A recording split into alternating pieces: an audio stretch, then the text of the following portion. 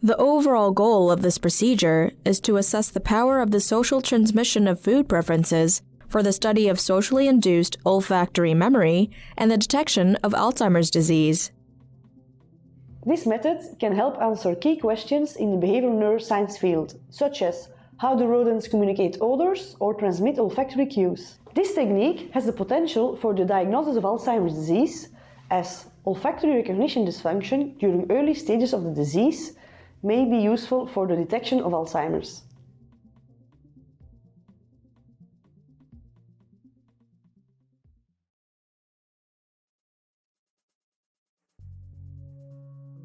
Before beginning the social transmission of food preferences, or STFP procedure, bury a chocolate chip cookie in a random corner of a clean individual housing cage approximately 1 centimeter beneath the bedding surface, and place the observer mouse into the cage.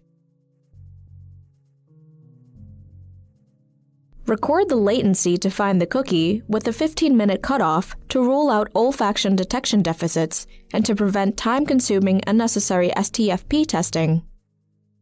Next, lower the walls to separate the right and left compartments, and place 1 container filled with regular food chow pellets in each of 2 corners of the 3-chamber apparatus.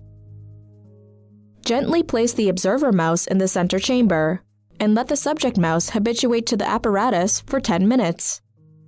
Then, open the sliding doors, and let the subject mouse freely explore the whole apparatus for another 10 minutes.